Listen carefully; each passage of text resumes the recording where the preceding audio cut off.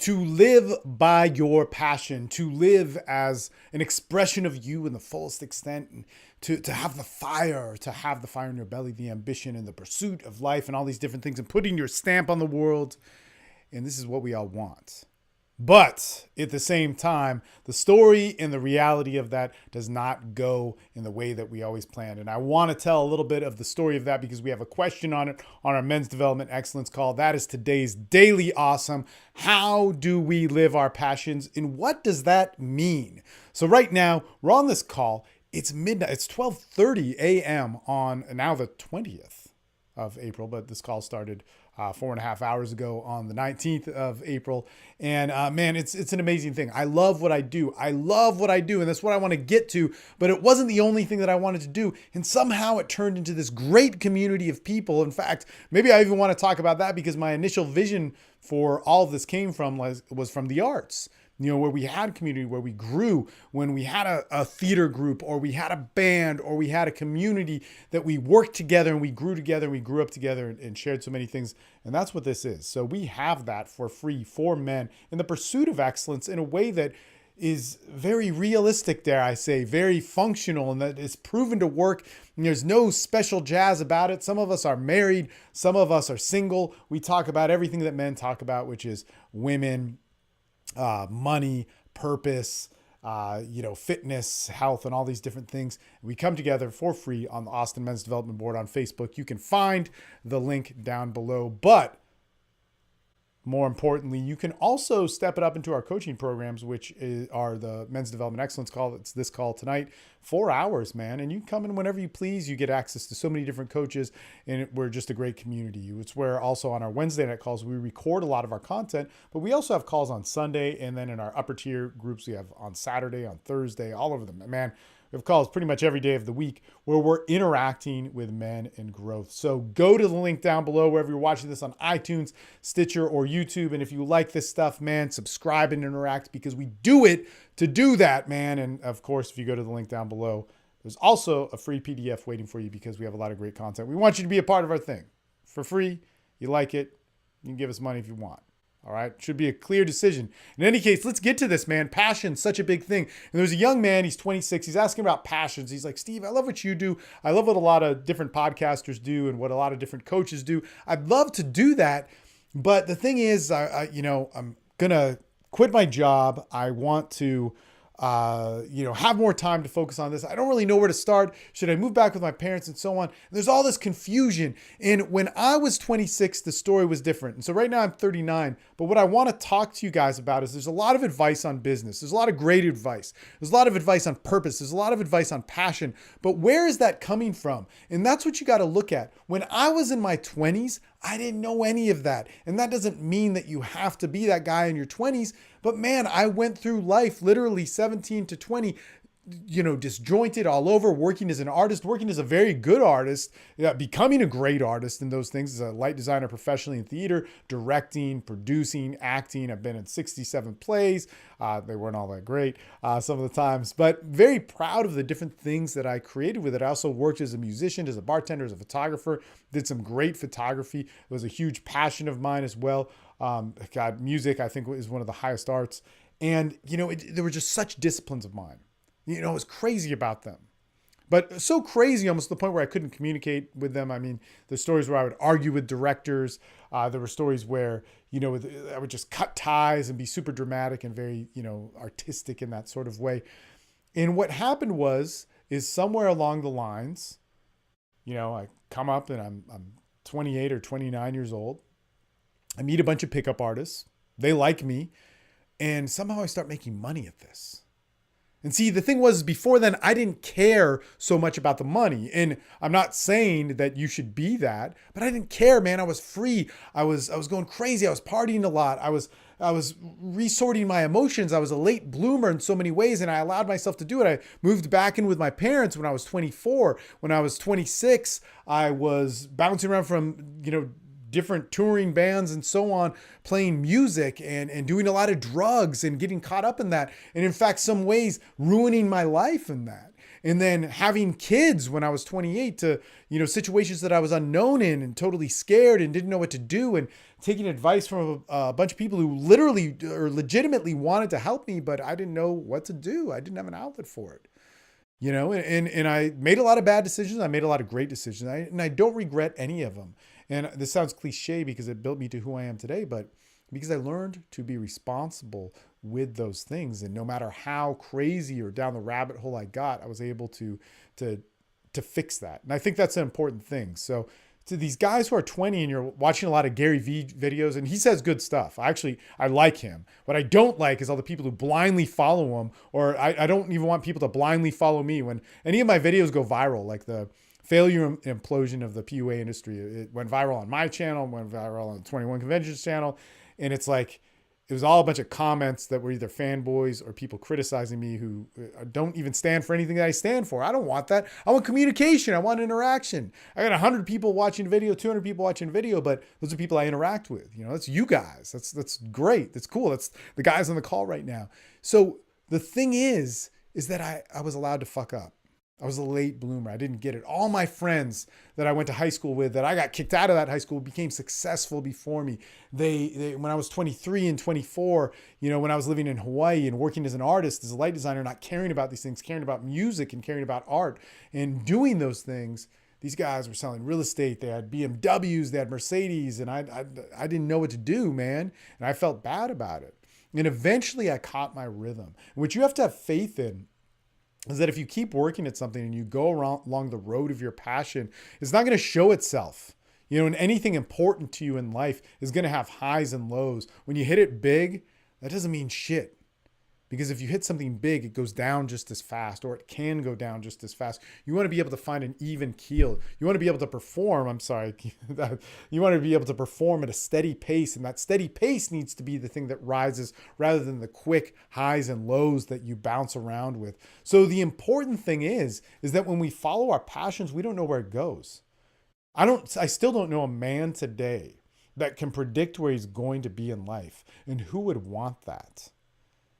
Because the worth of our expression, the worth of our passion, the worth of your ambition, your vision is dependent upon your experience of making it. And anybody who tells you that that's not it, then man, you're a robot. We don't want that. My value comes from me doing it.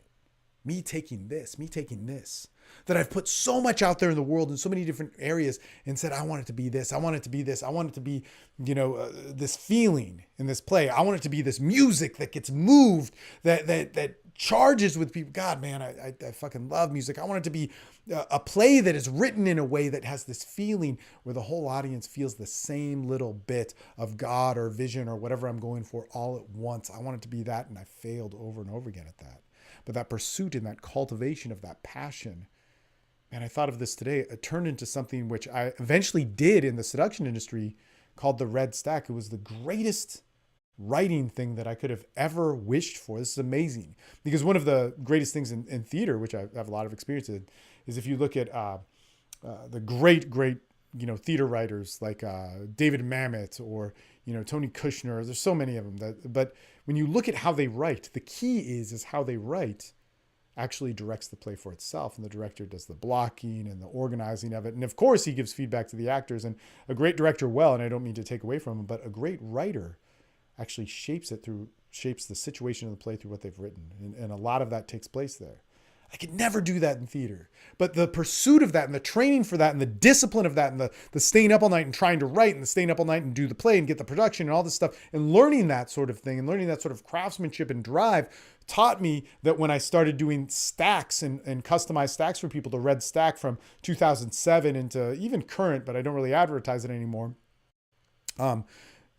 Man, it turned into that. And what made it successful, something that I got sued over, a product that I've made close to $1 million writing these over the past 10 years. And that so many people have tried to duplicate and failed, and nobody else in the world could do it but me.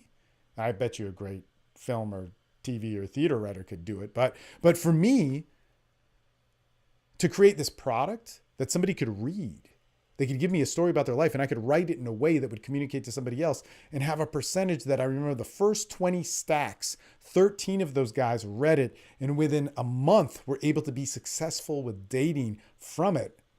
That's amazing. That's cool. I never thought of it in this way that it was actually achieving the same qualities of theater that I really enjoyed and liked. Man, it was so awesome.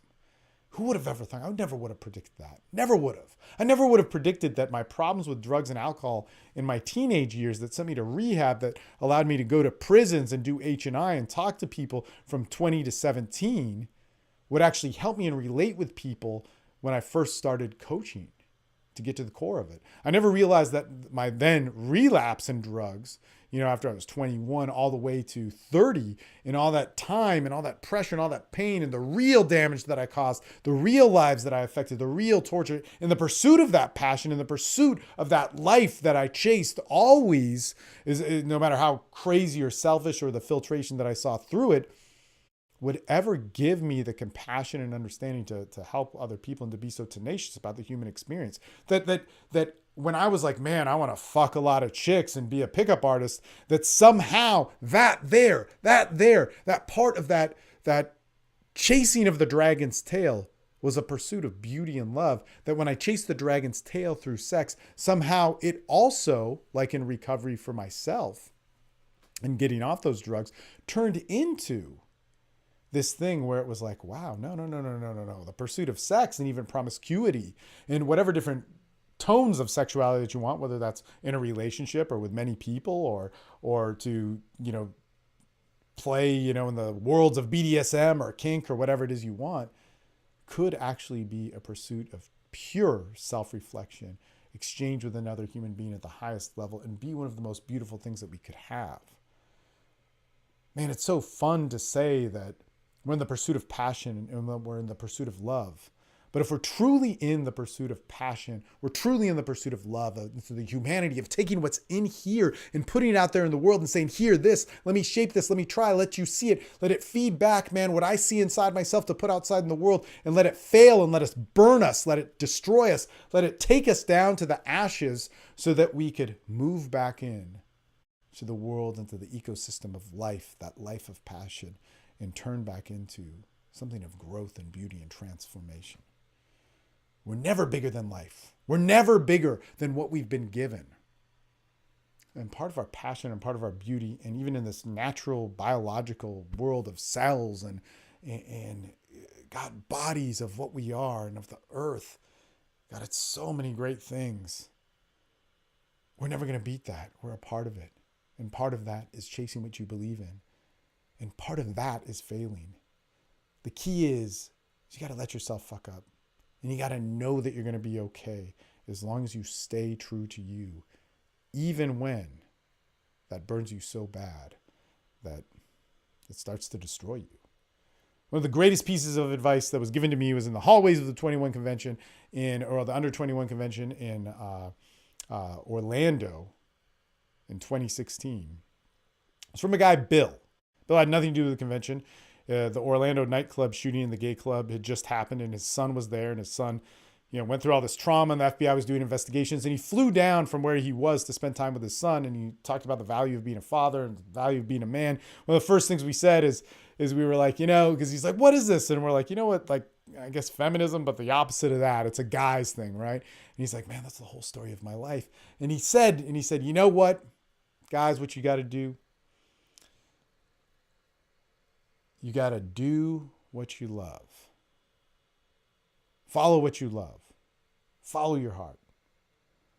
And then be able to quit it before it kills you. Do what feels good and quit it before it kills you. You're only indestructible for a third of your life. So you got to have a wisdom that gets you through that other part. In any case, I love doing this. There is so much beauty to the world, but we don't allow ourselves to see it and we trap ourselves in it. That's always the good bet to take. Follow you. At least that's what I did. And it worked out. So hopefully that makes sense to you. All right. Daily Awesome. Sign up for all our stuff. Join our communities. We do good stuff. And we're on this call, man. It's God, 12:42. We're about to be about to be 5 hours of this call. And that's some cool shit. In any case, you guys have a great day. Email me if you have any questions. And, man, tag me on Facebook on the AMD group, and we're good to go, man. All right. Talk to you guys soon. Follow your dreams.